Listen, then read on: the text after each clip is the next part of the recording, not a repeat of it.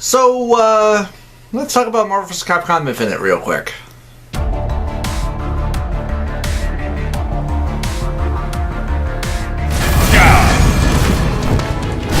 Yes!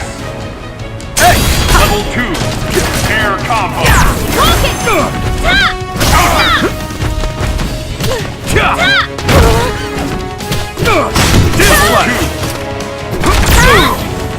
So, yeah.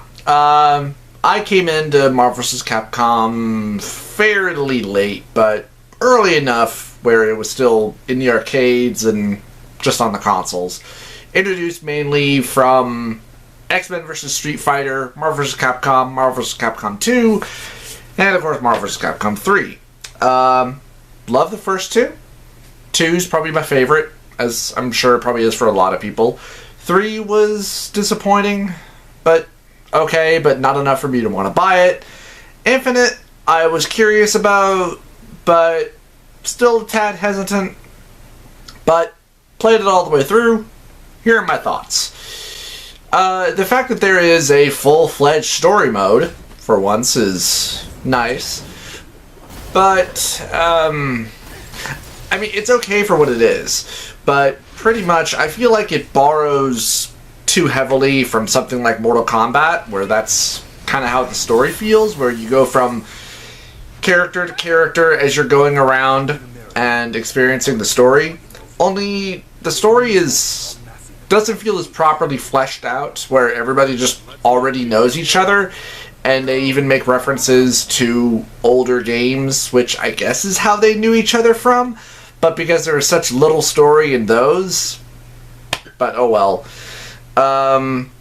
Once again, I'm not sure if this character roster is smaller than 3. I'm sure somebody better probably pointed that out in their review. But I will say, though, the lack of X-Men and Deadpool and quite a few other Marvel characters is disappointing. And they will be missed. But what's really annoying is the fact that characters... Nice to know Capcom is still sticking to that old playable in the game, because guess what? They're DLC. So, yeah, that's kind of bullshit stupid. So, one other quick thing I completely forgot to mention as part of my review. It's a bit of an annoying thing I encountered during the story mode. I don't know if it's the same in the versus mode, but when you're having some of these mini stages with some of the mini or side bosses, like MODOK here, they just act as background stages where they continue to talk and also hurl attacks at you.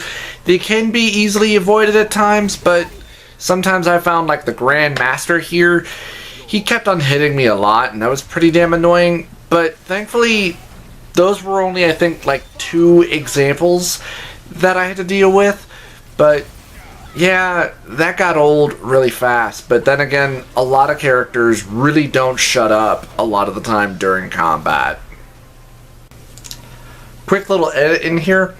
When I first bought this game and then downloaded it, it still had to install for like 3 to 4 hours.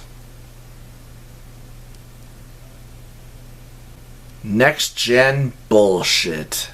Overall, the game is fine. The fact that the controls are already set on automatic for combos and super moves is kind of annoying. That you have to go into the options and controls to turn that off is kind of stupid. Some characters feel much better than others. I really didn't like playing as Thanos all that much. It's also kind of interesting how playing throughout the story mode, you don't really get to play as all of the different characters, only a few. Like, I never got to play as Zero, and quite a few others. What else? Fighting the minions gets really boring after a while, especially when you do that so much, and the worst ones to fight are the Asgard minions, because, well, if I think it's kind of like when you're fighting Hulk or Thor, because they're so strong that your first couple of punches don't stun them or anything, so if they're in mid-attack when you start attacking them, they can still hit you, which is annoying. The boss fight at the very end with, it's Ultron Omega, with his ultimate form. I don't care for his ultimate form. I think it's kind of stupid. I'm sure a lot of other people have already pointed that out too, but that final boss fight is really annoying. And the multiple different phases for the story mode. First, you have to defeat him before he kills Dante, which is annoying. So I failed that several times. And then the fight just drags way too long. Way too long. So that was really frustrating. But ultimately, I beat it. So that was nice. I don't even think I unlocked all that much. Maybe a couple of costumes for some characters and whoop-de-doo. I played through the arcade mode. That was pretty good. I mean, that was fun. A lot of negatives that I have is that there are a lot of loading screens from going from story segments into fights, leaving fights. So, yeah, that got really annoying, where it's kind of funny how when I was thinking about when I played through Mortal Kombat, how it felt like they had a much better balance of that, of being able to go oh so smoothly from a cutscene into a fight, where I don't remember loading scenes taking that long, but when you have to sit through so many, it just gets really tedious. It was actually nice that this game actually had a story mode, which I remember them talking about for 3, and then we didn't get it, unless you bought it and you read the booklet. I am so glad, though, that I never did buy 3 originally when it first came out, because of that whole Ultimate Edition being its own separate title. So there's that. But the fact that some starting characters that are in the game you can't play as until you buy them again after already buying a $60 title. Fuck you, Capcom. It does still feel like there is a lot cut. Obviously, you know, going back to just 2 characters opposed to having 3 in your tag team. It does feel a lot slower, which I'm kind of okay with, but I don't know. Sometimes I feel like some characters don't have as much of a reach as they should, but maybe that's because I was always attacking with the light attacks, because that's how you start off all your combos with. Obviously assists are out, and it seems the only time that you can do a twin team super combo is when you fully activate the Infinity Gem, and then that's when the other character can come in while you're doing your super, and they can do their super as well, which is kind of cool. And some of the Infinity Stones have some interesting effects to them. The most useful one, of course, is the Soul Gem, because if your other partner dies, and if you get that up to maximum, you can bring them back, which is especially great for that final boss fight, because you will lose your partner, more than likely.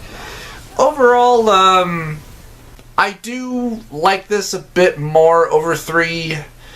For one thing, I prefer the look of the characters than I did in 3.